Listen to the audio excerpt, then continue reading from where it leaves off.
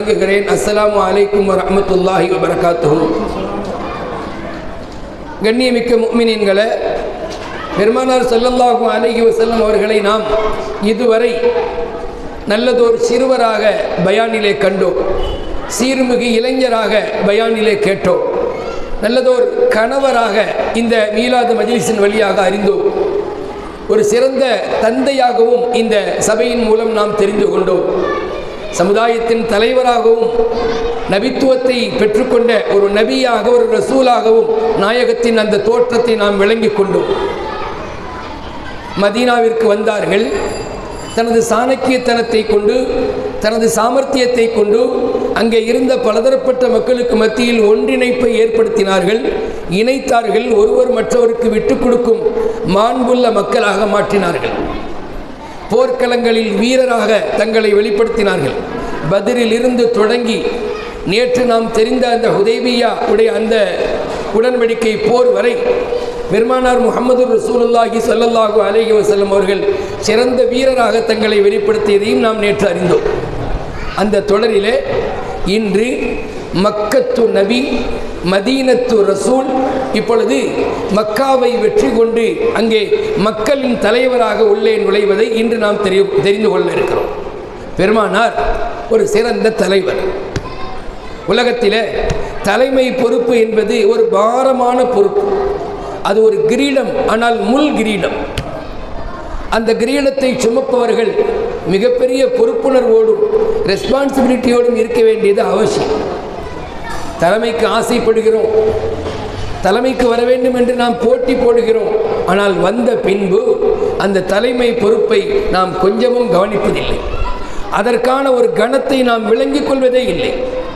ஏதோ போட்டி போட்டுக்கொண்டு அப்படி பண்ணி இப்படி பண்ணி 4 பேரை தாசா பண்ணி அந்த பதவிக்கு வந்துடுறோம். வந்ததற்கு பின்பு நம்மை நம்பிய மக்களுக்கு, நம்முடைய அல்லாவை சார்ந்த மக்களுக்கு நாம் என்னதொரு கைட்னஸாக, வழிகாட்டியாக இருக்க வேண்டுமோ அப்படி இருப்பதில்லை. நான் சொல்வது லால்பேட்டையே அல்ல, அது எல்லா வகையிலும் முன்மாதிரியான ஊர் என்பது எனக்கு தெரியும். அதனால் நாம் என்னவெல்லாம் இங்கே சொல்கிறோம், சமுதாயத்தில் வேண்டும், இன்னென்ன குணங்கள் அவசியம் என்று சொல்கிறோம், அது நம்மை சுற்றியுள்ள ஊர்களுக்கு என்று நீங்கள் கவனத்தில் வையுங்கள். தேவைப்பட்டால் நமக்கும் தேவைப்படலாம் என்றும் நீங்கள் புரிந்து கொள்ளுங்கள். கைர் அல்ஹம்துலில்லாஹ். அப்போ கண்மணி முஹம்மது ரசூலுல்லாஹி ஸல்லல்லாஹு அலைஹி வஸல்லம் அவர்கள் சிறந்த தலைவராக தங்களை அவர்கள் வெளிப்படுத்துகிறார்கள். தலைவர் என்றால் யார் தெரியுமா? மிடுக்காக கார்களிலே பவனி வரக்கூடியவர் அல்ல. தலைவர் என்பதற்கு ஒரு அடைமொழி, ஒரு முகவரி தருகிறார்கள் முத்து நபி முஹம்மது ரசூலுல்லாஹ் ஸல்லல்லாஹு அலைஹி வஸல்லம். சய்யிதுல் கௌமி ஹாதிமுஹும், இதுதான் தலைமைக்குண்டான முகவரி, அட்ரஸ். சமுதாயத்தின் தலைவர் யார் என்றால் அந்த சமுதாயத்திற்கு பணியாளராக இருப்பார், அவர்தான் தலைவர். ஆதாரம் வேண்டுமா? குர்ஆன் ஹதீஸின் ஒளியிலே உங்களுக்கு செய்திகள் வேண்டுமா? கண்மணி நாயகம் ஸல்லல்லாஹு அலைஹி வஸல்லம் அவர்கள் மதீனாவிலே ஒரு நாள் இரவு திடீரென்று மதீனாவிலே ஒரு பயங்கர சப்தம் உண்டு. ஏதோ குண்டு வெடித்த மாதிரி ஒரு சப்தம். ஏற்கனவே சமீப காலமாக சில பல சண்டைகள் மூமின்களுக்கும் காபிர்களுக்கும் நடைபெற்றிருக்கிறது. அந்த சண்டையில் அவர்கள் தோற்று போயிருக்கிறார்கள். அப்படி இருக்கும்போது இப்படி ஒரு சப்தம் கேட்டதும், சத்தம் வந்த திசையிலே எல்லோரும் இப்படி பயந்து கொண்டு பார்க்கிறார்கள். என்ன சப்தம் என்று தெரியவில்லையே, எதிரிகள் யாரேனும் படை திரண்டு வந்து விட்டார்களா, அல்லது வேறு ஏதேனும் ஆபத்துகள் மதீனாவை சூழ்ந்து கொண்டிருக்கிறதா? எல்லோருக்கும் சப்தம் வந்த திசையை நோக்கி செல்வதற்கு ஒரு சிறிய அச்சம். இருட்டு, ராத்திரி நேரம், எப்படி செல்வது? ஆனால் சப்தம் வந்த திசையில் எல்லோரும் தன்னுடைய வெளியே அப்படி திருப்பி பார்த்து கொண்டே நிற்கிறார்கள். அங்கு இருந்து வருகிறார்கள் நமது உயிரினும் மேலான கண்மணி ஹாத்தமுன் நபியின் முஹம்மது ரசூலுல்லாஹி ஸல்லல்லாஹு அலைஹி வஸல்லம் அவர்கள் ஒரு குதிரையின் மீது அமர்ந்து கம்பீரமாக வருகிறார். வந்ததும் சொல்வார்கள், லா துராஉ லா துராஉ, பயப்படாதீர்கள், பதட்டப்படாதீர்கள், அது நம்ம ஊருக்கு உள்ள சப்தம் அல்ல, அது வேறெங்கோ உள்ளது. நான் போய் நேரடியாக களமிறங்கி கண்டு வந்து விட்டேன். சொல்வது யாரு? கண்மணி ஹாத்தமுன் நபியின் ஸல்லல்லாஹு அலைஹி வஸல்லம் அவர்களுக்கு வேலை இல்லையா? குடும்பத்தை கவனிக்க வேண்டிய பொறுப்பு இல்லையா? எல்லோரையும் போல் அவர்களுக்கு உறக்கம் என்று ஒன்று இல்லையா? சப்தம் வந்ததும் முதல் ஆளாக எழுந்திருத்து அங்கே ஒரு குதிரை நின்றது. அந்த குதிரையில் ஏறி அமர்ந்து, குதிரையில் நம்ம நேரடியாக பயணிக்க முடியாது, தெரியுமில்ல. குதிரைக்கு சொந்தக்காரர் வேண்டுமானால் நேரடியாக குதிரையில் உட்காருவார். ஆனால் வேறு யார் அதிலே அமர்வதாக இருந்தாலும் சேனம் பூட்ட வேண்டும், கடிவாளம் அதற்கு போட வேண்டும். அப்பொழுதுதான் அது கட்டுப்பட்டு போகும். வெறும் குதிரையிலே ஒருவர் ஏறி அமர்ந்தால் அது எங்கேயோ கொண்டு போய் அவர் தூக்கி போட்டுரும். அது அப்படி தான் ஓடும்.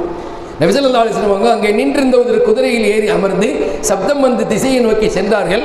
அங்கே ஒன்றுமில்லை என்பதை நல்ல துல்லியமாக தெரிந்து கொண்டு அறிந்து கொண்டு மக்களை நோக்கி வருகிறார்கள். மக்கள் எல்லாம் பார்த்து கொண்டிருக்கிறார்கள். வருவது த்வாஹா நபிகள் ஸல்லல்லாஹு அலைஹி வஸல்லம். வந்தவுடன் சொன்னார்கள், நீங்கள் பயப்படாதீர்கள், நிம்மதியாக ராஹத்தாக வீட்டிலே சென்று உறங்குங்கள், நான் போய் பார்த்துட்டு வந்துட்டேன்.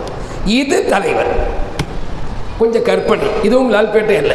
இது மாதிரி ஏதேனும் ஒரு சப்தம் கேட்டுச்சுன்னு வைங்க, நம்ம தலைவர் தான் முதல்ல 2வது ரூமுக்குள்ளே போய் நுழைஞ்சிக்கிறோம். என்னன்னு பாருங்கப்பா, என்ன சப்தம் தெரியல, என்ன சப்தம் தெரியல பாருப்பா, அப்படி இப்படின்னு சொல்லி அவனை கூப்பிடாரு, இவனை கூப்பிடாரு, அவரை போச்சுலார், இவர் போச்சுலார். நம்மால் உள்ளே இருந்து வரவே மாட்டார். கண்மணி நாயகம் ஸல்லல்லாஹு அலைஹி வஸல்லம் அவங்க அங்கே போய் பார்த்துட்டு வந்து, அதுவும் அந்த குதிரைக்கு சொந்தக்காரர் பெயர் ஒரு சஹாபி அபூ தல்ஹா. நாயகமே, என்னுடைய குதிரையில் அவங்க சொன்னாங்க, குதிரை ரொம்ப ஒரு அற்புதமான குதிரையாக இருக்குதுப்பா, இல்லை வஜத்னாஹு பஹரா, கடல் சீற்றத்தை போல இந்த குதிரையின் வேகத்தை நான் பெற்றுக்கொண்டேன் என்று நபி ஸல்லல்லாஹு அலைஹி வஸல்லம் சொன்னாங்க. இது தலைவர். மேலான பெரியவர்களே, த்வாஹா நபிகள் இப்பொழுது தலைவராக பரிணாமிக்கிறார்கள் நமக்கு முன்னே. கொஞ்சம் நம்முடைய மனக்கண்ணிலே பெருமானார் ஸல்லல்லாஹு அலைஹி வஸல்லம் ஒரு அரசியல் தலைவராக, ஒரு மக்களின் தலைவராக நீங்கள் கற்பனை செய்ய வேண்டும். அது கற்பனை அல்ல, நிஜம். கண்மணி நாயகம் ஸல்லல்லாஹு அலைஹி வஸல்லம் அவர்கள் மிக அற்புதமான தலைவராக தங்களை வெளிப்படுத்தினார்கள். தலைமை பண்புகளிலே பிரதானமானது அந்த தலைமைக்கு வந்ததும் நிதானத்தோடும் அமைதியோடும் இருப்பது. சில பேர் இருக்கிறாங்க, தனக்கு ஏதாவது சாதகமான சூழ்நிலை அமைந்து விட்டால், தான் நாடியது கிடைத்து விட்டால், இன்பங்கள் கிடைத்து விட்டால் அவர்களுக்கு தலைகால் தெரியாமல் போவதுண்டு, கால் தரையில் நிற்காமலும் போவதுண்டு. அதற்கு நேர் மாற்றமாக ஏதேனும் துன்பங்கள் வந்துவிட்டால் அதை தாங்கிக் கொள்ள முடியாமல் துவண்டு போவதும் உண்டு. இன்பங்கள் கிடைத்துவிட்டால், சந்தோஷமான நிகழ்ச்சி நடந்துவிட்டால் தலைகால் புரியாமல் இருப்பதும், ஒரு துன்பமான நிகழ்வு நடந்துவிட்டால் அப்படியே சோகமே உருவாக துவண்டு போயிருப்பதும் மனிதனின் இயல்பாக நாம் என்று பார்க்கிறோம். த்வாஹா நபிகள் ஸல்லல்லாஹு அலைஹி வஸல்லம் அவர்கள் தலைவராக ஆனபோதும் நிதானத்தை இழக்கவில்லை. சோதனைகள் பல சந்தித்த போதும் அவர்கள் தோய்ந்து போகவில்லை. சோதனைகள் கொஞ்சமாக சந்திச்சாங்க, சுப்ஹானல்லாஹ். இந்த 12 ராத்திரிகளில் நாம் ஒரு 2-3 ராத்திரி தொடர்ந்து மக்காவில் ஏற்பட்ட வேதனைகளை, துன்பங்களை நாம் கேட்டு தெரிந்தோமே. அப்பொழுதெல்லாம் அவர்கள் தொய்வடையவில்லை, ரப்பின் மீது நம்பிக்கையை இழக்கவில்லை. அதே போல இப்பொழுது தலைவராக தங்களை வெளிப்படுத்துகிற போதும் தன்னுடைய அந்த கவனத்தை, தன்னுடைய அந்த நிதானத்தை அவர்கள் இழக்கவில்லை. ஒரே மாதிரி இருந்தார்கள். இங்கே நான் ஒன்றை என்னுடைய குறிப்பிலிருந்து நிறுத்திவிட்டு வேறொரு செய்தியை சொல்வேன். ஒரு முஃமினுக்கு இன்பங்களும் துன்பங்களும் இரண்டும் கலந்து இந்த துன்யாவில் வரும். இரண்டையும் ஹைராக மாற்றுவது அந்த முஃமினுடைய கையில் இருக்கிறது. பெருமானார் சொல்லிவிட்டார்கள், இன்ன அம்ரஹு குல்லஹு ஹைருன். முஃமினுக்கு கிடைக்கக்கூடிய எல்லா காரியங்களும் ஹைர் தான். அது இன்பங்களாக இருக்கட்டும், துன்பங்களாக இருக்கட்டும், எல்லாமே ஹைர் என்று முஹம்மது ரசூலுல்லாஹி ஸல்லல்லாஹு அலைஹி வஸல்லம் சொல்லிட்டாங்க. ஆனால் அதை ஹைராக மாற்றுவது நம்ம கையில் இருக்குது. துன்பங்கள் வந்தால் பொறுமையை ஆயுதமாக எடுத்துக்கொள்ள வேண்டும். இன்பங்கள் வந்தால் ஷுக்ரை ஆயுதமாக எடுத்துக்கொள்ள வேண்டும். அல்லாஹ்வுக்கு ஷுக்ர் செய்து பாருங்கள். இன்பம் வந்திருக்கும் போது அல்லாஹ் அதை நிலைக்கச் செய்கிறான். சோதனைகளின் போது கொஞ்சம் பொறுமையை மேற்கொண்டு பாருங்கள், அதற்கான கூலியை அல்லாஹ் மகத்தானதாக தர இருக்கிறான். சையதுனா அய்யூப் அலைஹிஸ்ஸலாத்து வஸ்ஸலாம் அவர்கள் பொறுமையின் சிறந்த எடுத்துக்காட்டு. சையதுனா அய்யூப் அலைஹிஸ்ஸலாத்து வஸ்ஸலாம் அவர்கள், அய்யூப் நபி அலைஹிஸ்ஸலாத்து வஸ்ஸலாம் அவர்கள் பொறுமையின் சிறந்த எடுத்துக்காட்டு. சோதனைகள் பல்லாண்டுகள் அவர்களிடத்திலே நீடித்து இருந்தது. அவர்களை விட்டும் நோய் விலகவில்லை. உடல் முழுவதும் அந்த நோய் அவர்களை பாடாய்படுத்தியது. ஆனாலும் பொறுமையோடு இருந்தார்கள். அவருடைய துணைவியார் ரஹீமா அம்மா அவர்களுக்கு தன் கணவருடைய நோய் எப்படியாவது குணமாகிவிட வேண்டும் என்று பெரிய ஒரு முயற்சியும் பெரிய ஒரு போராட்டத்திலும் இருக்கிறார்கள். அதற்கு என்ன வழி என்பதை தேடிக்கொண்டே இருக்கிறார்கள். உண்மைதானே? தாய்மார்களுடைய குணம்தான் நமக்கு தெரியுமே. தன்னுடைய கணவருக்கோ தன்னுடைய குழந்தைகளுக்கோ ஒன்று என்றால் அவர்கள் தூக்கத்தை துளைக்கிறார்கள், அவர்கள் சந்தோஷத்தை இழக்கிறார்கள். எப்படியெல்லாம் இந்த துன்பத்தை நாம் நீக்கலாம், இந்த கஷ்டத்தை எப்படி நம்முடைய கணவரை விட்டும் துளைக்கலாம், நம்ம மகனுக்கு ஏற்பட்டிருக்கும் இந்த சிரமத்தை எப்படி நீக்கலாம் என்று முயற்சிக்கிறார்கள், என்று பல வழிகளை தேடுகிறார்கள். அது தாய்மார்களுக்கு அல்லாஹ் தந்திருக்கும் ஒரு தாராள மனப்பான்மை. அவர்கள் சுயநலவாதிகள் அல்ல. கணவர் கூட சில சமயம் தன் மனைவியினுடைய நோய் நொடிகளை குறித்து அக்கறை இல்லாமல் இருப்பார். ஆனால் ஒரு மனைவி தன் கணவருக்கு ஒன்று என்றால் அவள் அப்படியே பல மாதிரி யோசிக்க தொடங்கி விடுகிறார்கள்.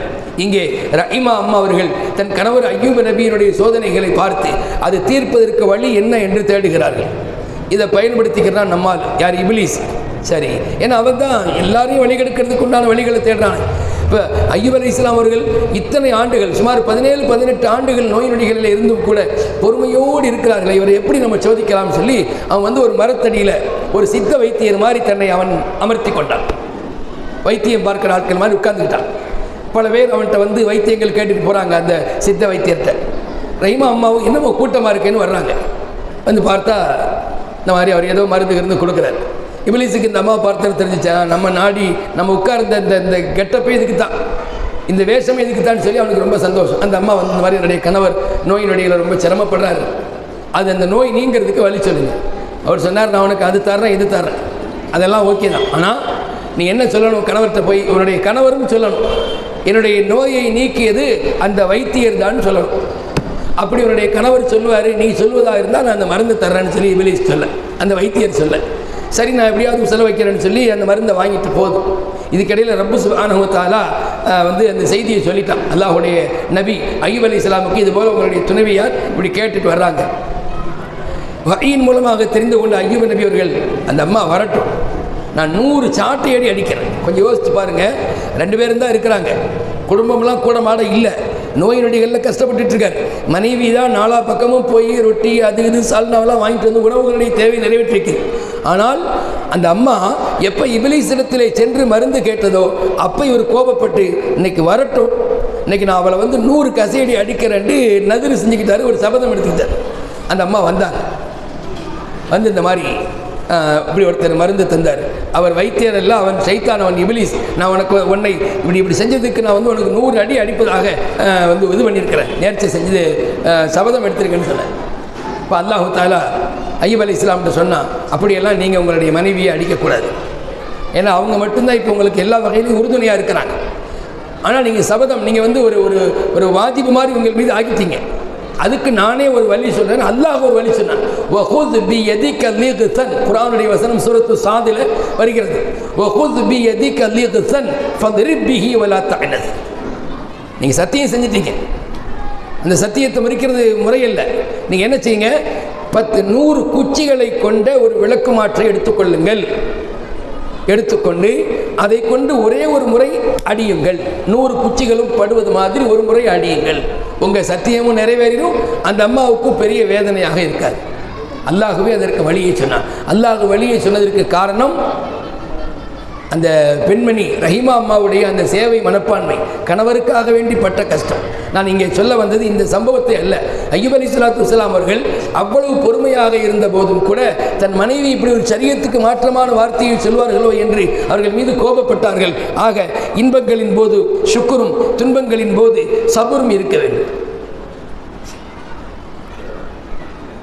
கண்மணி நாயகம் ஸல்லல்லாஹு அலைஹி வஸல்லம் அவர்கள் ஹுதைபிய்யா உடன்படிக்கையை நிறைவு செய்துவிட்டு பல்வேறு அயல் நாடுகளுக்கு கடிதத்தின் வழியாக இஸ்லாத்தினுடைய அழைப்புகளை கொடுத்துவிட்டு ஒரு ராகத்தான சூழலில் இருக்கிற போது அந்த உடன்படிக்கையினுடைய ஒரு வாசகம் என்னவென்றால், நம் இருவருக்கு மத்தியில் சண்டை சச்சரவுகள் கிடையாது. சில ஆண்டுகளுக்கு இருவருக்கு மத்தியிலாம் கரெக்டாக மக்காவாசிகள் மதீனாவாசிகளுக்கு மத்தியில் மட்டுமல்ல, இந்த மதீனாவாசிகளோடு யாரெல்லாம் ஒப்பந்தத்தில் இருப்பார்களோ அவர்களையும் நீங்கள் சீண்டக்கூடாது. உங்களோடு யாரெல்லாம் ஒப்பந்தத்தில் இருப்பார்களோ அவர்களையும் நாங்கள் சீண்ட மாட்டோம் என்கிற ஒரு பெரிய ஒரு உடன்படிக்கை. இதுக்கிடையில் பனு பக்கர் என்கிற கோத்திரத்தார், இவர்கள் குறைஷியர்களோடு ஒப்பந்தம் செய்து கொண்ட ஒரு கூட்டம்.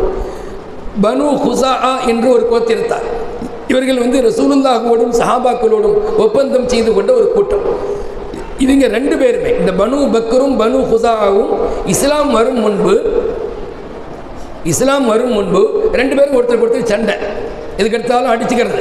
இஸ்லாம் வந்த உடனே இஸ்லாத்தை பொது எதிரியாக எடுத்துக்கொண்டு பெருமானாரை பொதுவான எதிரியாக பார்த்து 2 பேரும் சேர்ந்துட்டாங்க. யார்? பனு பக்கரும் பனு ஹுஸாஆவும். இப்போ உடன்படிக்கையின் வழியாக இவர்கள் இந்த குரூப்பில் ஏ குரூப்பில், அவங்க பி குரூப்பில்.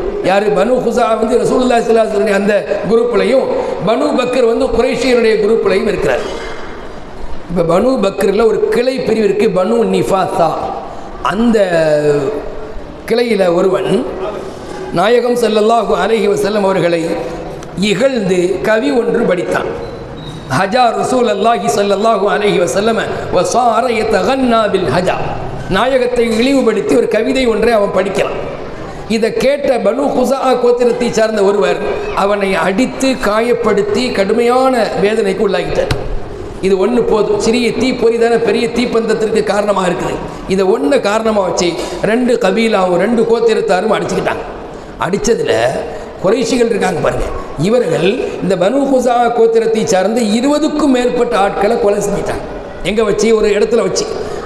அங்கே வந்து அவங்க எல்லாம் ஒன்று கூடி இருந்தாங்க. அது ஒரு கிணற்று பகுதி. அந்த பகுதியில் அவர்களெல்லாம் ஒன்று கூடி ராகத்தாக ராத்திரி நேரத்தில் இருக்கிற போது திடீர்னு குறைஷிகளும் அந்த பனு பக்கரும் போய் அவர்களை 20 பேர் சுமாராக கொலை செஞ்சிட்டாங்க. உடனே இந்த பனு குஸா நேராக ரசூலுல்லாஹ்ட்ட போனாங்க. யார் ரசூலுல்லாஹ், நாங்கள் உங்களுடைய ஒப்பந்தவாதிகள், உங்களோடு நாங்கள் அண்டர்ஸ்டாண்டிங்கில் இருக்கிறவங்க. இந்த குறைஷிகள் பனு பக்கரோடு சேர்ந்து கொண்டு எங்களில் 20 பேரை கொலை செஞ்சுட்டாங்க நாயகமே, நீங்கள் தான் எங்களுக்கு என்ன செய்யணும், ஒரு ஒத்தாசை செய்யணும், ஒத்துழைப்பு கொடுக்கணும்.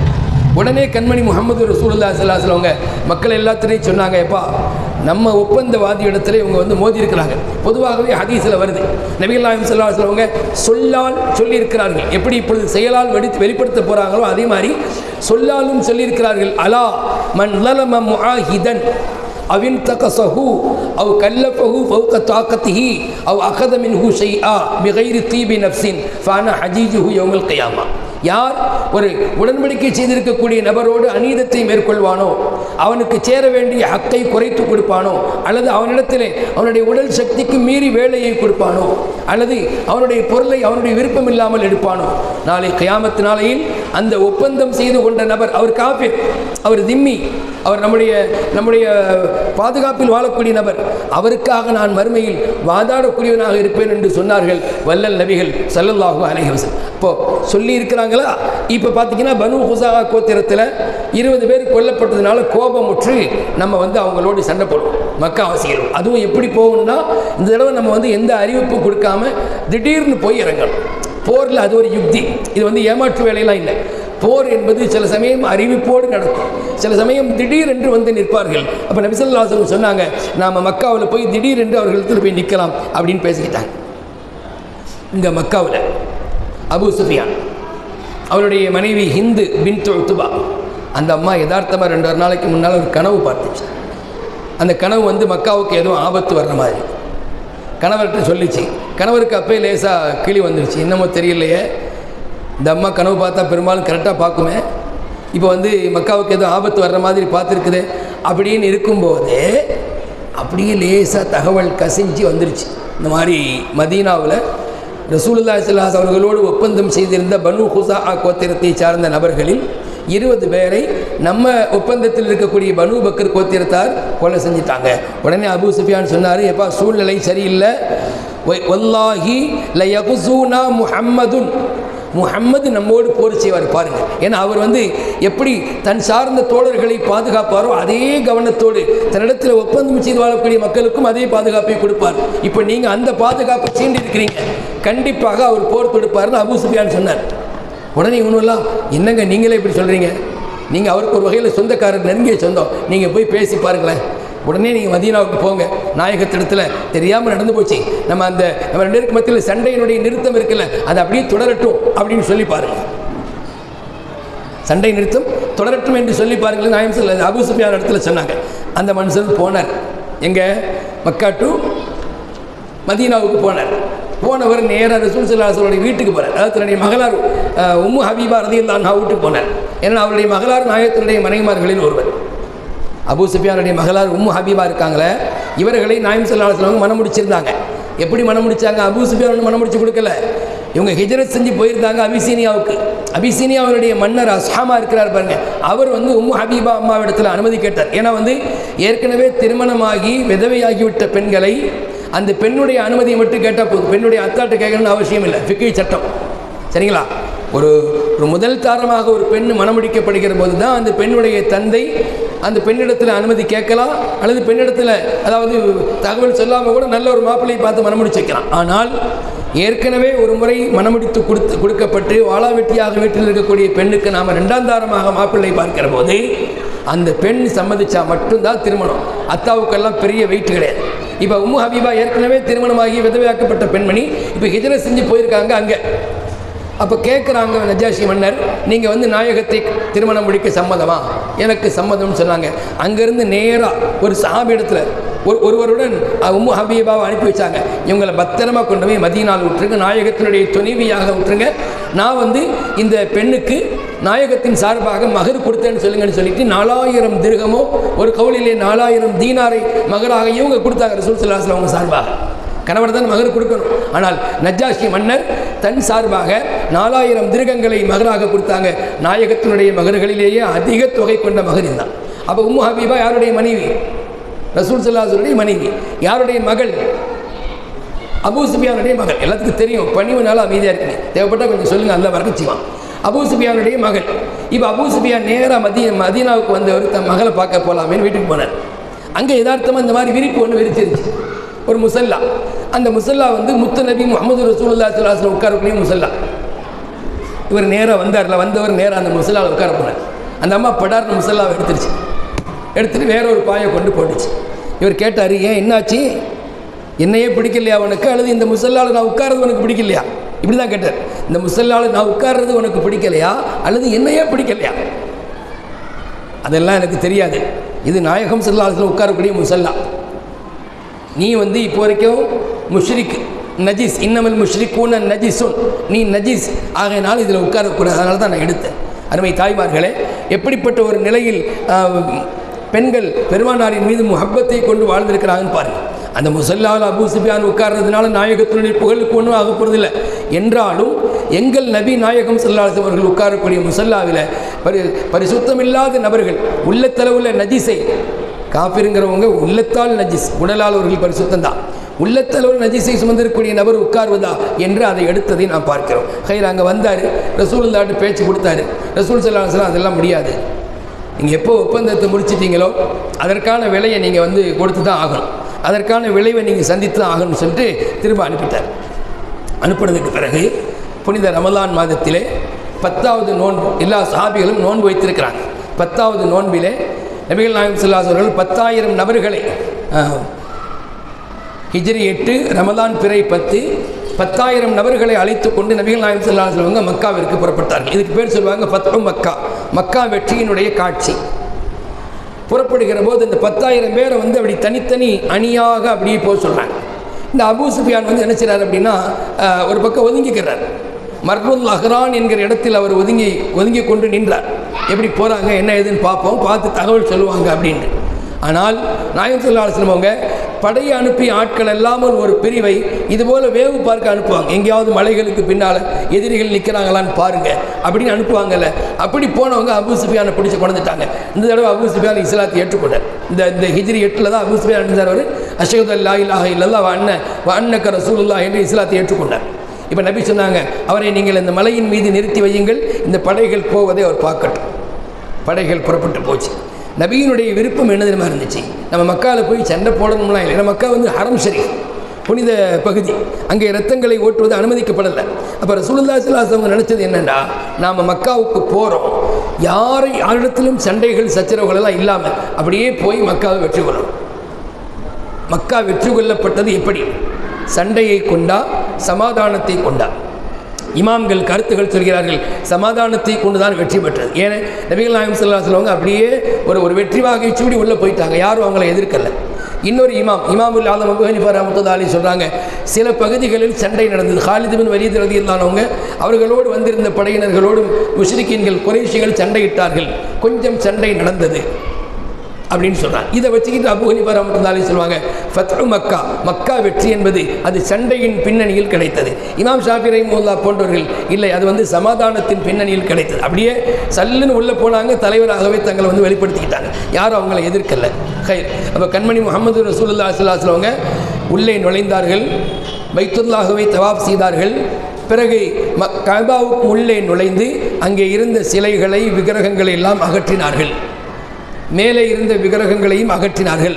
பின்னர் வெளியில் வந்து மக்களுக்கு பிரசங்கம் செய்தார்கள், இது ஹபூ ஃபஅன்துமுத் துலகா, நீங்கள் எல்லோரும் விடுவிக்கப்பட்ட ஆட்கள் அப்படின்னு சொன்னாங்க. இது ஃபத்ஹு மக்காவுடைய சாராம்சம்.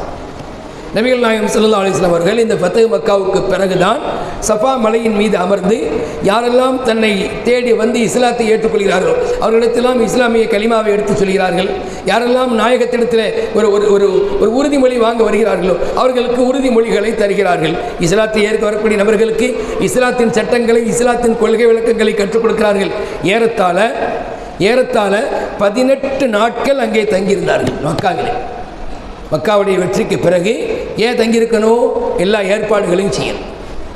இப்போது அபூ சுஃபியான் இருக்கிறார் இல்லையா, அபூ சுஃபியானை கண்ணியப்படுத்தும் விதமாக சில சலுகைகளை அவர்கள் மக்காவில் வைத்து அறிவிப்பு செய்தார்கள். 18 நாள் தங்கியிருந்து பற்பல ஏற்பாடுகளை செய்துவிட்டு இத்தாப் இப்னு உசைத் என்பவரை மக்காவிலே தன் சார்பாக ஹலீஃபாவாக நியமித்துவிட்டு மதீனாவை நோக்கி வருகிறார்கள். இது வரலாற்று சுருக்கம் இல்லையா? இப்போது இந்த சம்பவத்தில் நமக்கு கிடைத்த, இந்த உம்மத்திற்கு கிடைத்த படிப்பினைகள் என்னென்ன? இதுதான் பயானுடைய சாராம்சம். இதுவரை நாம் சொன்னது ஃபத்ஹ் மக்காவுடைய ஒரு சுருக்க வரலாறு, கதை சுருக்கம். அதிலிருந்து நமக்கு கிடைத்த படிப்பினைகள். இஸ்லாமிய பெரியோர்களே, குர்ஆனும் சரி ஹதீஸும் சரி நமக்கு என்ன சம்பவங்களை சொல்கிறதோ அந்த சம்பவங்கள் நமக்கு முக்கியமல்ல, அதிலிருந்து கிடைக்கிற படிப்பினைகள் தான் உம்மத்திற்கு தேவை. காரணம், உம்மத்து குர்ஆனையும் ஹதீஸையும் ஆதாரமாக வைத்துதான் வாழ்க்கையை நடத்தப் போகிறார்கள்.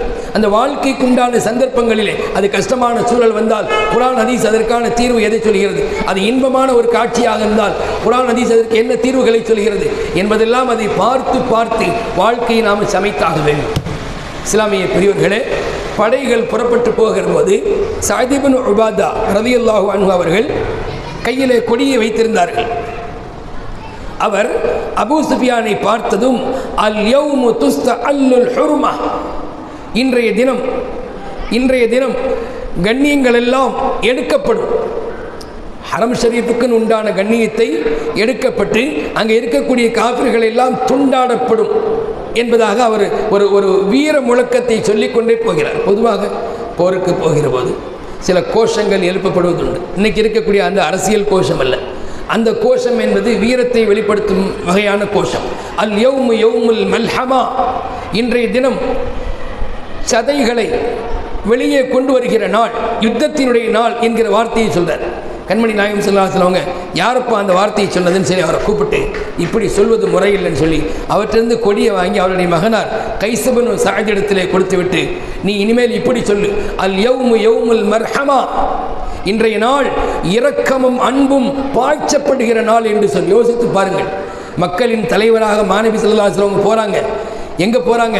எங்கிருந்து ஒரு காலத்தில் வெளியேற்றப்பட்டார்களோ அந்த ஊருக்கு இப்போ முடிசூடா மன்னராக போகிறார்கள், வெற்றி வாகை சூடிக்கொண்டு போகிறார்கள். அவர்களுக்கு சகல அனுமதியும் இருந்தது. அங்கே சென்று ஆட்களை தேடி தேடி பழிவாங்கலாம், ஆட்களை கொன்று குவிக்கலாம், எந்த விதமான ஒரு தடையும் இல்லை. காரணம், அவங்க செஞ்ச தப்பு அப்படி. ஆனால் வார்த்தைகளிலே கூட கடுமையை விரும்பவில்லை காருண்ய நபிகள் ஸல்லல்லாஹு அலைஹி வஸல்லம். நல்ல ஞாபகம் வச்சுக்கணும், பெருமானார் ஸல்லல்லாஹு அலைஹி அவர்கள் வார்த்தைகளில் கூட கடினத்தை விரும்பலை. அவர் ஒன்றும் ரத்தத்தை எல்லாம் ஓட்டலைங்க, ஒரு போகிற போக்கில் ஒரு வீர வழக்கம். அல் யௌமு யௌமுல் மல்ஹமா, இன்று இரத்தத்தை பார்க்கிற நாள், சதையை வெளியே கொண்டு வருகிற நாள். அல் யௌமு துஸ்தஅல்லுல் ஹுர்மத்துன்னு சொல்லிட்டு போறாருன்னு விடலாம்ல. ரசூலுல்லாஹ் கூப்பிட்டு இந்த வார்த்தையை சொன்னது தப்பு. அல் யௌமு யௌமுல் மர்ஹமா என்று சொல்லுங்கள், அல் யௌமு யௌமுல் மர்ஹமா என்று சொல்லுங்கள். இன்றைய தினம் இரக்கமும் அன்பும் வெளிப்படுகிற நாள் என்று சொல்லுங்கள் அப்படின்னு நாயகம் ஸல்லல்லாஹு அலைஹி வஸல்லம் சொன்னாங்க. இங்கே நாம் ஒன்றை விளங்குகிறோம். இன்றைய காலத்திலே தலைவர்கள், குறிப்பாக அரசியல் தலைவர்கள் ஆட்சிக்கு வந்ததும் கட்டியவர்கள் பதவியில் வந்து அமர்ந்ததும் தான் இதற்கு முன்னால் வதைக்கப்பட்டதை ஞாபகத்தில் வைத்துக்கொண்டு இப்பொழுது அவர்களுடைய டர்ன், அவர்களுடைய முறை, அவர்கள் என்ன செய்கிறாங்க அப்படின்னா பழிவாங்கும் படலத்தை தொடங்குறாங்க. ரைடு அதை அனுப்புகிறாங்க. வேறு ஏதேனும் ஒரு வரிசையாக ஒரு முசீபத்தை அனுப்பிட்டே இருப்பாங்க. ஏன்னா அவங்கள்ட்ட பதவி இருக்குது, அவங்கள்ட்ட ஆட்சி இருக்குது, ஆளுங்கட்சியாக இருக்கிறாங்க, எதுனாலும் செய்யலாங்கிற அந்த ஒரு மிடுக்கில் அவங்க வந்துடுறாங்க. இதுதான் காலங்காலமாக நாம் அரசியலில் பார்த்து வருகிற காட்சி. ஒரு அரசியல்வாதி வருவார், அவர் தனக்கு முன்னால் இருந்த நபரால் துன்புறுத்தப்பட்டிருப்பார், இப்பொழுது இவர் அவரை துன்புறுத்துவார். இதுதானே பார்த்துட்டு வரோம் தமிழக அரசியலில். ஏதாவது ஒரு பழி வாங்கக்கூடிய விஷயத்தை, ரைடு அனுப்பக்கூடிய விஷயத்தை நம்ம பார்த்துட்டு வரோம். ஒன்று. ரெண்டாவது, நம்ம அதை விடுங்க, அரசியல் விடுங்க, நம்ம குடும்பத்தில் கூட நம்ம சொந்தக்காரர் நமக்கு ஏதாவது ஒரு சின்ன துன்பம் தந்துட்டா அதை மறக்கிறது தானங்க நியாயம். லுக்மானுல் ஹக்கீம் ரஹ்மத்துல்லாஹி அலைஹி மிகப்பெரிய தத்துவ ஞானி, இறைநேச செல்வர், தன்னுடைய வாழ்க்கையில் பல நல்ல விஷயங்களை எடுத்து நடந்து பெரிய சிறப்பை பெற்றவர். குர்ஆனில் அவர் பெயரிலே ஒரு அத்தியாயம், அவர் சொன்ன உபதேசத்தை அல்லாஹ் ரொம்ப ஆர்வமாக பதிவு செய்திருக்கிறார். அந்த லுக்மானுல் ஹக்கீம் ரஹ்மத்துல்லாஹி அலைஹி சொன்னாங்க, 2ஐ மறந்து விடுன்னு சொன்னாங்க. நான் வச்சுக்கிறீங்களா? லுக்மானுல் ஹக்கீம் ரஹ்மத்துல்லாஹி அலைஹி அவங்க தன்னுடைய மகனிடத்தில் சொல்கிறாங்க, 2ஐ மறந்து விடு, 2ஐ மறக்காதே. மறக்க வேண்டிய 2 என்ன? நீ பிறருக்கு செய்த உபகாரத்தை மறந்துவிடு. நீ பிறருக்கு செய்த உபகாரத்தை மறந்துவிடு. அதை சொல்லி காட்டிட்டு விட, நான் அன்னைக்கு செஞ்சேன்ல, அன்னைக்கு நான் மட்டும் உங்களுக்கு உதவாவிட்டா இன்றைக்கி உங்கள் நிலைமை என்ன இருக்கும் அப்படின்னு சொல்லி காட்டியே நம்முடைய தர்மத்தினுடைய நன்மையை அழிச்சிடக்கூடாது. அப்போ பிறருக்கு நாம் செய்த உதவியை மறந்துடும். அடுத்தது நல்லா கவனிக்கிறேன், பிறர் நமக்கு செய்த நோவினைகளை மறந்துடும். பிறர் நமக்கு செய்த துன்பங்களை நம்ம மறந்துடணும். அதை மறந்தாதான் நிம்மதியாக வாழ முடியும். இல்லைன்னா அதை மறக்காமலே மைண்டில் ஏற்றி வச்சு எப்படா வாய்ப்பு கிடைக்க நம்ம பழி வாங்கலாம். இது வாங்க நம்ம துனியாவுக்கு இதுக்காக வந்தோம் இல்லை? தெரியாமல் தான் கேட்க, நம்ம துனியாவுக்கு நம்மளை யார் துன்புறுத்துறா, நாம் திருப்பி அவரை அடிக்கணும், இப்படி இதுக்காக நம்ம வந்திருக்கோம். இது என்ன சண்டை சச்சரவுடைய இடமா என்ன? அப்போ நல்ல குணங்களை கொண்டு வாழ வேண்டுமா இல்லையா? கண்மணி நாயகம் ஸல்லல்லாஹு அலைஹி வஸல்லம் இந்த இடத்துல தான் நற்குணத்தின் தாயகம் நபிகள் நாயகமாக இருந்தார்கள். அப்படியே அழகான குணங்களை வெளிப்படுத்தினார்கள். பழி வாங்கவில்லை, கோபப்படவில்லை, நிதானத்தை இழக்கவில்லை. இத்தனைக்கும் தலைவர், தொண்டர் அல்ல, இத்தனைக்கும் தலைவராக உள்ளே வருகிறார்கள். எல்லா வாய்ப்பும் உண்டு. ஆனால் சொன்ன வார்த்தை என்ன தெரியுமா? பெருமானார் சொன்ன வார்த்தை என்ன தெரியுமா? லா தஸ்ரீபா அலைக்குமுல் யௌம் யக்ஃபிருல்லாஹு லக்கும். இப்படியே சொன்னாங்க, நான் உங்களை எல்லாம் பார்த்து கேட்கிறேன். முதல்ல அந்த மக்கள் எல்லாம் யாரும் இன்னும் முஸ்லீம் ஆகலை. மக்காவில் வந்த உடனே காபத்துல்லாவில் போய் தொழுதுட்டு வெளியே வந்து கேட்குறாங்க, என்னை பற்றி உங்களுடைய ஒப்பீனியன் என்னன்னு கேட்டாங்க. மா தரவுன அன்னி ஃபாயிலும் பிக்கும், நீங்கள் என்ன நினைக்கிறீங்க, நான் உங்களை கொண்டு என்ன செய்வேன்னு நினைக்கிறீங்க? அந்த மக்கள் உஷாரா, அவங்க தான் ஏற்கனவே நாயகம் ஸல்லல்லாஹு அலைஹி வஸல்லம் அவங்கள 40 வருஷமாக பார்த்துருக்காங்கல்ல. சரியாக தானே சொல்கிறேன்? 40 வருஷம் தானே, இல்லை 50 வருஷம், ஹிஜ்ரத்துக்கு முன்னால் வரைக்கும் 52 வருஷமாக நாயகத்தை அவங்க பார்த்துருக்குறாங்க. நல்லவர், வல்லவர், இரக்க சுபாவம் உள்ளவர், கோபம் இல்லாதவர், நிதானம் உள்ளவர், எல்லாமே ப்ளஸ்ஸு, எதுவுமே மைனஸ் இல்லை நாயகத்திடத்தில். எல்லாமே நல்ல சுபாவங்கள் பார்த்துருக்காங்களே. இந்த இடத்துல கரெக்டாக சொன்னாங்களா அந்த மக்கள் எல்லாம்? காலு கைரன், அவர்கள் எல்லாம் நல்ல வார்த்தைகளை சொன்னார்கள். அஹுன் கரீமுன் இப்னு அஹின் கரீமின், நீங்கள் யார் தெரியுமில்ல? சங்கையான எங்கள் சகோதரரின் மகன், நீங்களும் சங்கையான சகோதரர், அதாவது நீங்கள் ரொம்ப பெருந்தன்மையாளர் அப்படின்னு சொன்னாங்க.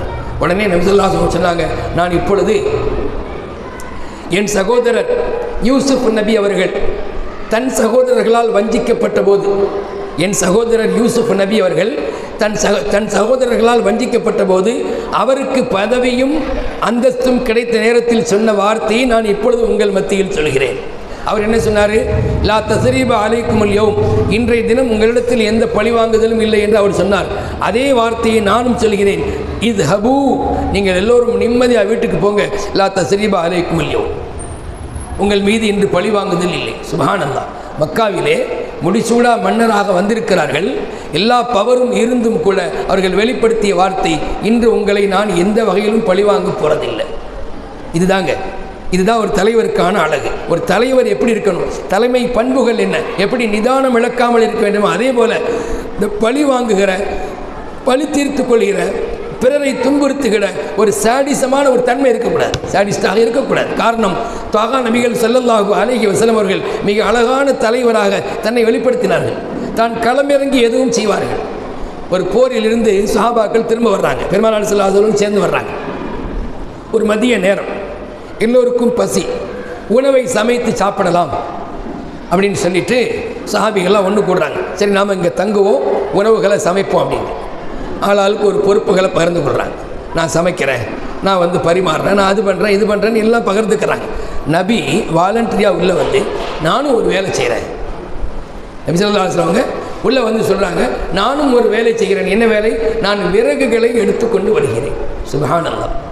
வேந்தர் நபி செய்யக்கூடிய வேலை என்ன? விறகுகளை நான் எடுத்துக்கொண்டு வந்து தருகிறேன்.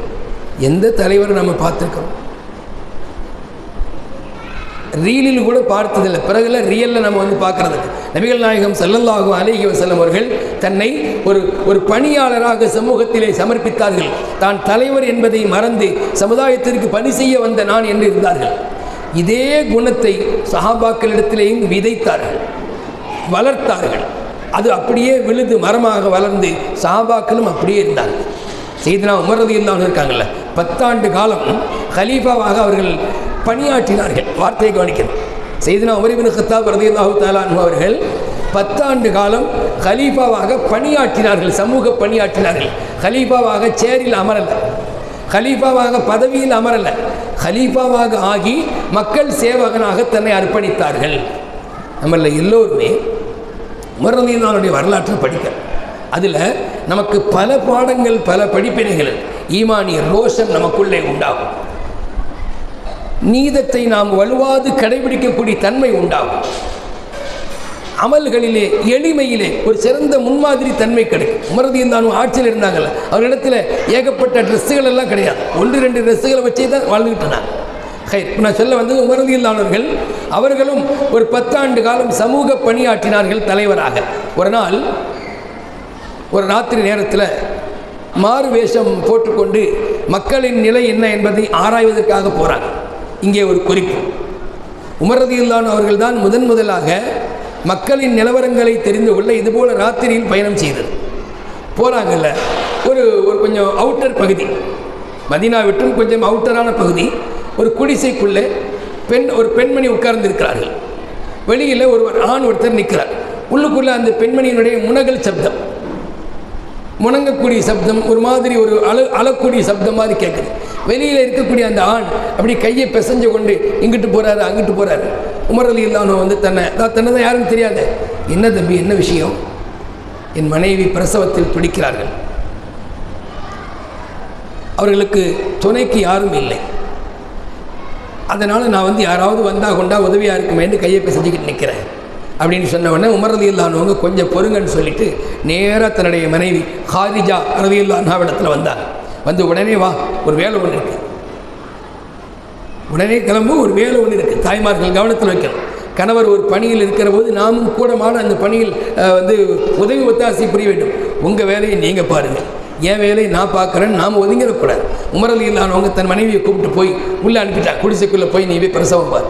வெளியில் இவங்க அவருடைய தோலை தடவி கொடுத்து, யாரை? அந்த கணவருடைய. பயப்படாதீங்க, எல்லாம் நன்மையாக இருக்கும், எல்லாம் நல்லதாக இருக்கும், குழந்தை சாலிகான குழந்தை பிறக்கும், நல்ல முறையில் பிறக்கும் என்று அவருக்கு ஆறுதல் சொல்லிட்டு இருக்காங்க. யார்? கலீஃபா அமீருல் முஃமினீன் உமர் இப்னு கத்தாப் ரலியல்லாஹு அன்ஹு. என்ன செய்யலை? பணியாட்களை கூப்பிட்டு வந்து வேலை செய்ய சொல்லலை, தானே களமிறங்கி தன் மனைவியை, அது பெண்கள் சமாச்சாரம், மனைவியை தான் அனுப்பணும். அப்படி மட்டும் இல்லாமல் இவருக்கு ஒரு கஷ்டமாக இருந்தால் உமர் ரலியல்லாஹு அன்ஹு அவர்கள் என்ன செஞ்சிருப்பாங்க? அவரை தூக்கிட்டு போயிருப்பாங்க ஆஸ்பத்திரிக்கு. அந்த மாதிரி ஒரு சமூக பண்பாடு உள்ள நபர். நான் சொல்ல வந்தது, கண்மணி நாயகம் ஸல்லல்லாஹு அலைஹி அவர்கள் தலைமை பண்பை அலங்கரித்தார்கள். தலைமை பண்பில் இருக்கிற போது குணங்களிலே சிறந்த குணமாகிய கோபத்தை அடக்கி கொண்டு வாழ்ந்தார்கள். ஒரு சஹாபி வந்து ரசூலுல்லாஹ்விடத்திலே அவுசினி, நாயகமே உபதேசம் செய்யுங்கள் எனக்கு என்று கேட்கிறார்.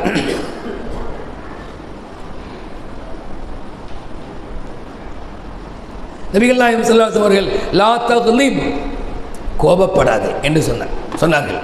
அவர் 2வது முறையும் கேட்டார், அவுசினி, நாயகமே எனக்கு நீங்கள் அறிவுரை கூறுங்கள். லா தக்லப், கோபப்படாது. 3 முறையும் இதே சொன்னார்கள். என்ன காரணம்? கோபத்தை மட்டும் நாம் அடக்கி கொண்டால் நமக்கு எல்லா பண்புகளும் வந்துவிடும். தலைமை பண்புகளிலிருந்து மற்ற எல்லா பண்புகளும் கோபத்தை அடக்குவதிலே வந்துவிடுகிறது. யார் வீரன் என்கிற தத்துவத்தை பெருமானார் சொல்கிற போது, பிறரை கீழே வீழ்த்துபவன் வீரன் அல்ல, பிறரை கீழே தள்ளிவிட்டு அவன் நெஞ்சில் அமர்பவன் வீரன் அல்ல. அது யாருனாலும் செய்யலாம்.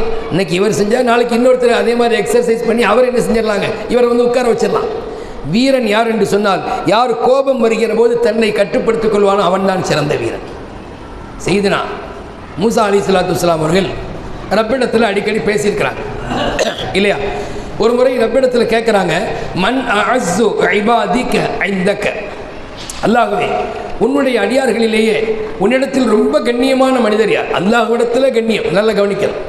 அல்லாஹ்விடத்திலே கண்ணியமான மனிதர் யார் என்று அல்லாஹ்விடத்தில் மூசா அலைஹிஸ்ஸலாம் கேட்குறாங்க. மன் அஅஸ்ஸு இபாதிக இந்தக, அல்லாஹ்வே உன்னிடத்தில் ரொம்ப கண்ணியமான மனிதர் யார்?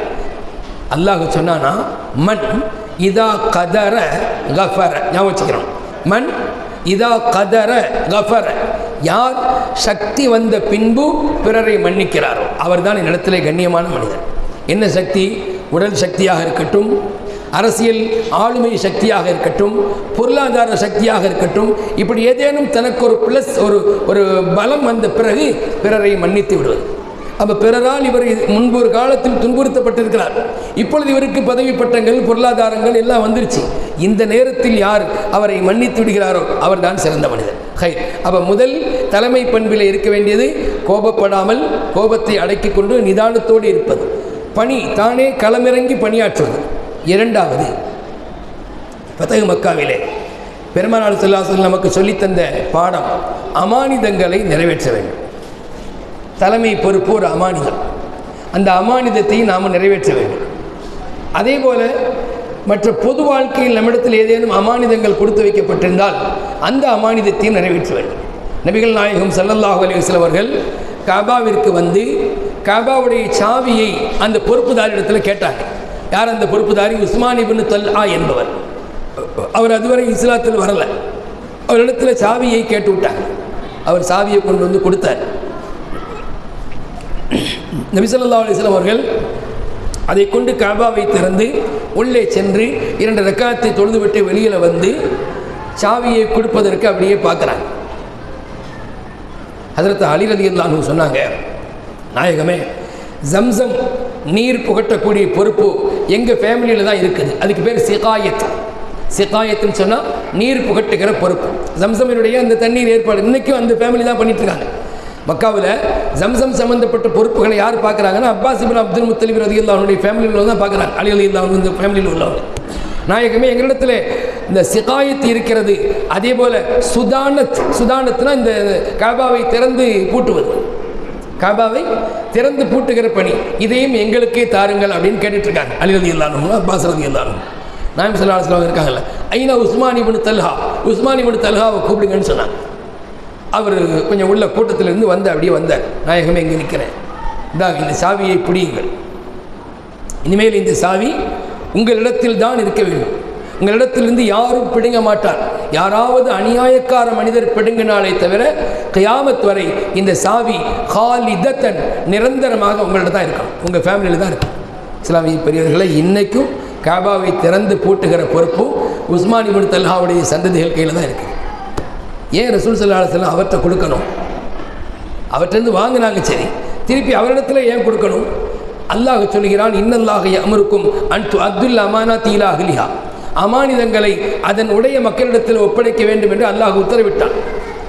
இது ஒரு அமானிதம். எப்படி?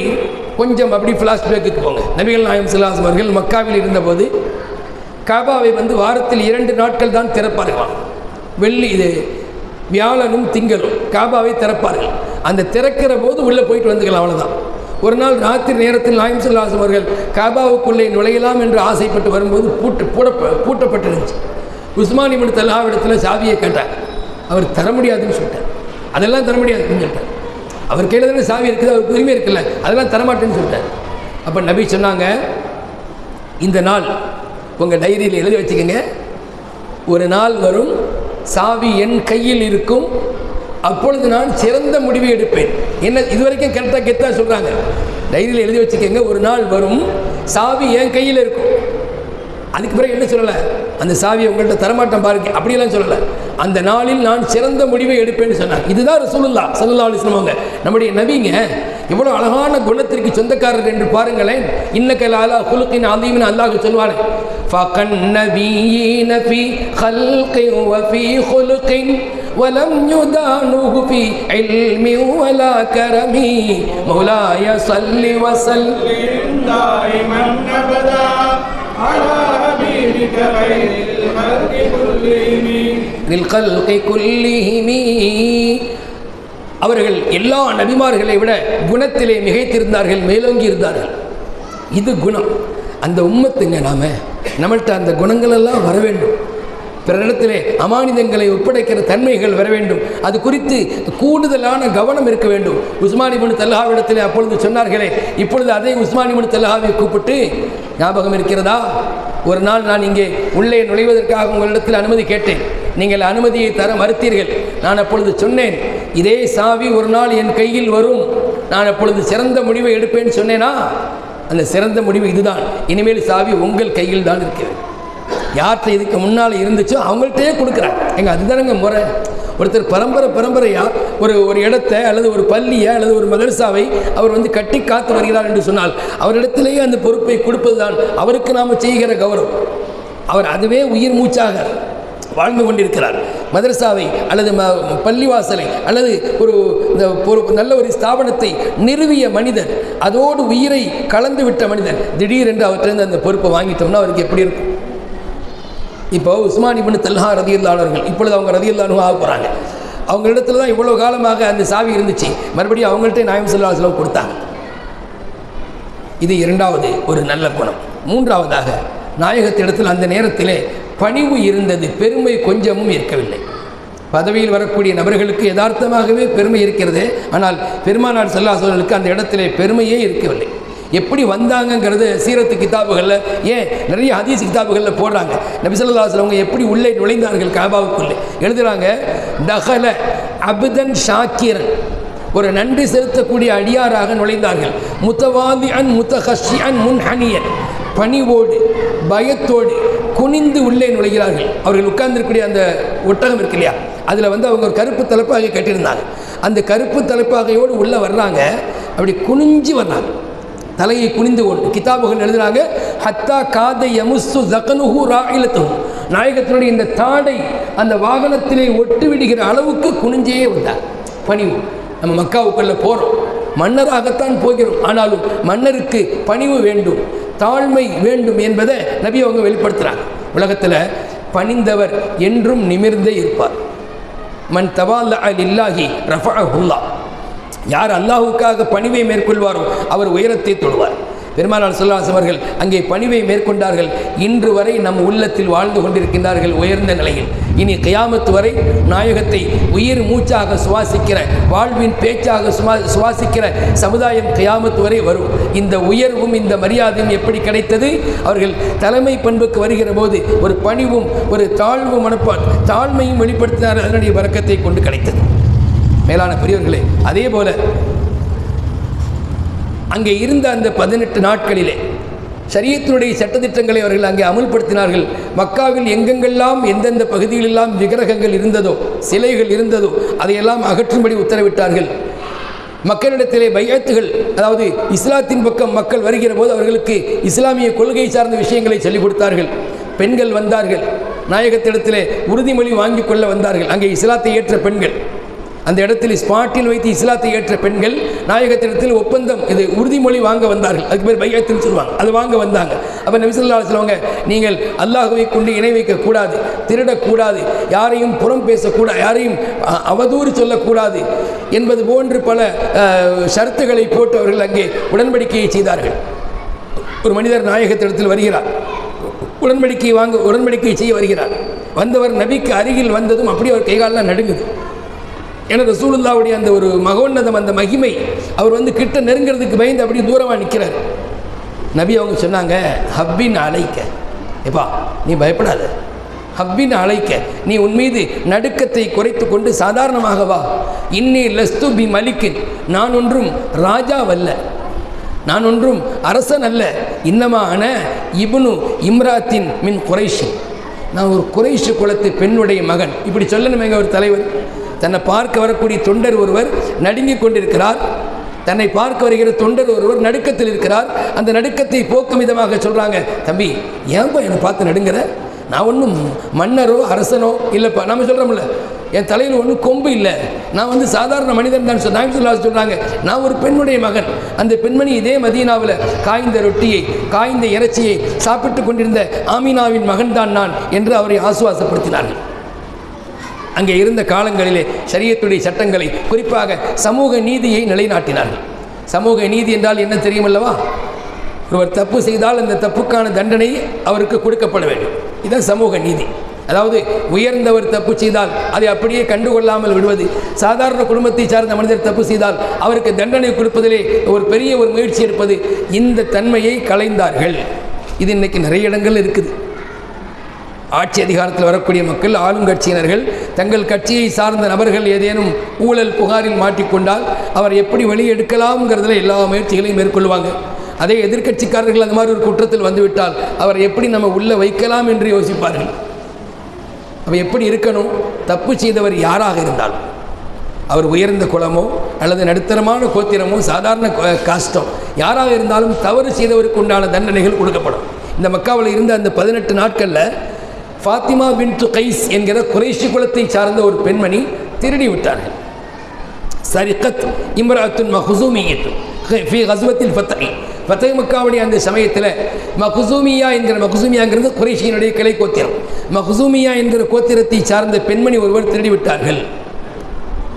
இப்போ அந்த அம்மா உயர்ந்த குலத்தை சார்ந்த பெண்மணினால் எப்படி அந்த அம்மாவுடைய கையை வெட்டப்படுறது அப்படின்னு சொல்லிட்டு அங்கே இருந்த மக்கள்லாம் யோசிக்கிறாங்க, நம்ம என்ன செய்யலாம்?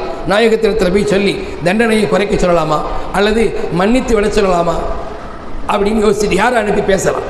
அப்போ மக்கள்லாம் சொன்னாங்களா, உசாமத் இப்னு ஸெய்த் ரலியல்லாஹு அன்ஹு இருக்காங்க இல்லையா, உசாமத் இப்னு ஸெய்த் அவர்களை அனுப்பி நம்ம என்ன செய்யலாம், கொஞ்சம் பேச ரெக்கமெண்ட் பண்ண சொல்லலாம் நாயகத்திடத்தில். நாயகமே கொஞ்சம் அந்த அம்மா பெரிய குடும்பத்து பெண்மணி, நீ கொஞ்சம் மன்னிச்சு விடுங்கன்னு சொல்லலான்னு சொல்லி பேசிக்கிறாங்க.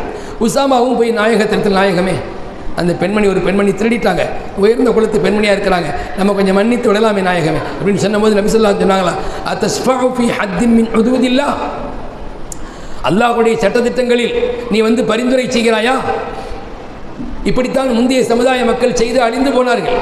முந்தைய சமுதாய மக்களிலே உயர்ந்த குலத்து மனிதர் தவறு செய்தால் அதை அவர்கள் தட்டி கழிப்பார்கள். சாதாரண கோத்திரத்தை சார்ந்த மனிதர் தவறு செய்தால் அதனுடைய தண்டனை நிறைவேற்றுவதிலே மிகப்பெரிய முயற்சி எடுப்பார்கள். அதனால் அவர்கள் அழிந்து போனார்கள். அதே மாதிரி நீங்களும் செய்வீங்களா? நீதி என்பது சமூகம் எல்லோருக்கும் பொதுவானது.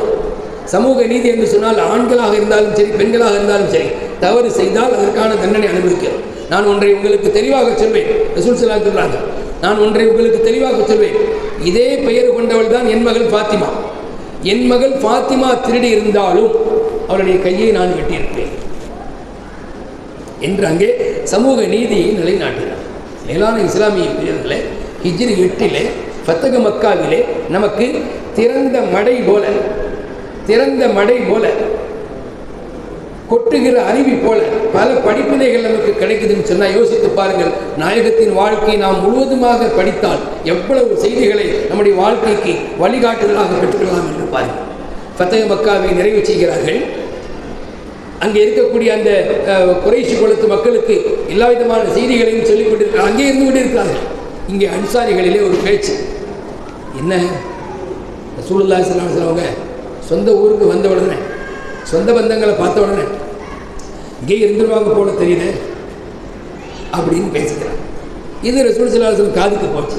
அவங்க சொன்னாங்க, ஹயாத்தி ஹயாத்துக்கும் ஃபல் மஹ்யா மஹ்யாக்கும் ஃபல் மமாத்து மமாத்து, வாழ்வதாக இருந்தாலும் உங்கள் ஊரில் தான் நான் வாழ்வேன், இறப்பதும் உங்கள் ஊரில் தான், நான் இங்கேயே தங்கியிடப் போவதில்லை என்பதாக நபி ஸல்லல்லாஹு அலைஹி வஸல்லம் சொன்னார்.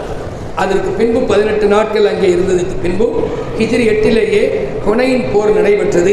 ஹிஜ்ரி 9 தாயிஃபினுடைய போர் நடைபெற்றது.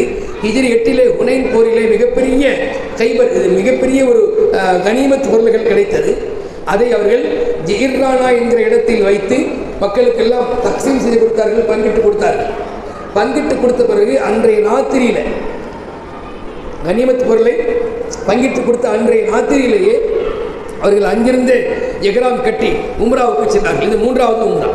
முதல் உம்ரா ஹுதைபியா, 2வது உம்ரா ஹிஜ்ரி 7 நடந்த ஒரு உம்ரா, அதாவது அதுக்கு பேர் உம்ரத்துல் கலா. கடந்த வருஷம் போடப்பட்ட ஒப்பந்தத்தின் அடிப்படையில் நிறைவேற்றப்படுகின்ற உம்ரா, இதுக்கு பேர் உம்ரத்துல் கலா.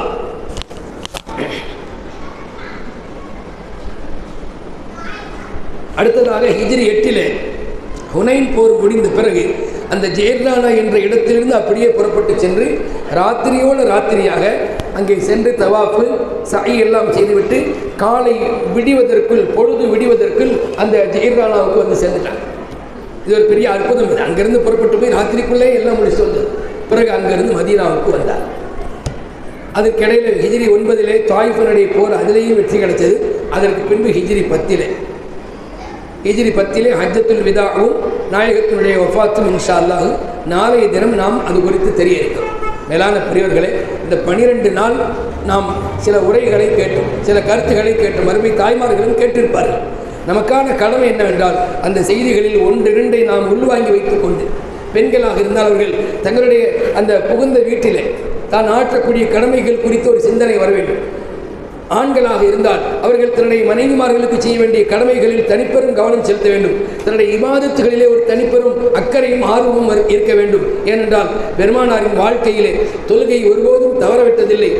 கந்தக்கு போரிலே ஒரு முறை பகலிலே யுத்தம் ரொம்ப சூடாக நடைபெற்றுக் கொண்டிருந்த போது அசருடைய தொழுகை தொழ முடியாமல் சூரியன் மறைந்தது. அப்பொழுது மிகுந்த கோபப்பட்டு நாயகம் ஸல்லல்லாஹு அலைஹி வஸல்லம் அவர்கள் அந்த மக்களை சபித்தார்கள். யூதர்களை பெருமானார் உலகத்திலே சபிப்பதற்காக அனுப்பப்பட்ட தூதர் அல்ல, நான் சபிக்கக்கூடியவன் அல்ல என்று சொன்னவர்கள், அகிலத்தின் அற்புடையாய் உலகத்தில் வந்தவர்கள் ஒரு கோபத்தில் நம்மை அசர் தொலை விடாமல் தள்ளிவிட்டார்களே, நம்மளை வந்து அதாவது தள்ளிவிட்டு விட்டார்களே, தொழ முடியாமல் ஆகித்தார்கள் என்று சொல்லி கோபத்தில் சபித்தார்கள் என்றெல்லாம் பார்க்கிறோம். அப்போது இளைஞர்கள் ஆண்கள் அந்த விஷயத்தை கவனத்தில் வைக்கணும். ரப்புல் ஆலமீன் அல்லாஹ் தஆலா பெருமானார் ஸல்லல்லாஹு அலைஹி வஸல்லம் வாழ்க்கையில் என்னென்ன செய்திகள் எல்லாம் இந்த உம்மத்திற்கு பாடமாக படிப்பினையாக இருக்குமோ அதையெல்லாம் பின்பற்றி வாழுகிற நல்ல தௌஃபீக்கை தந்தருள்வானாக என்கிற நல்ல துவாக்களோடு நீண்ட நெடிய நாட்கள் நோய் நொடிகள் இல்லாமல் மன அமைதியோடும் இன்பத்தோடும் அல்லாஹ்வை நின்று தொழுது வணங்கி வழிபடும் பாக்கியத்தை அல்லாஹ் எனக்கும் உங்களுக்கும் நம்மை பெற்றெடுத்து நம்முடைய பெற்றோர் மனைவி மக்கள் உற்றார் உறவினர் யாவருக்கும் தந்தருள்வானாக. நமது உயிருக்கு உயிரான உயிரின் மேலான கண்மணி நபிகள் நாயகம் ஸல்லல்லாஹு அலைஹி வஸல்லம் அவர்களே கனவிலும் நினைவிலும் கண்டுகளுக்கு வாழுகிற தௌஃபீக்கை தந்தருள்வானாக. மருத்துவமனை செலவுகளுக்கும் அல்லாஹ் நம்மை பாதுகாத்தருள்வானாக என்கிற நல்ல துவாக்களோடு உங்கள் எல்லோரும் துவாவை ஆதரவிற்கு நிறைவு செய்கிறேன். அஸ்ஸலாமு அலைக்கும் வரஹ்மத்துல்லாஹி வபரகாத்துஹு.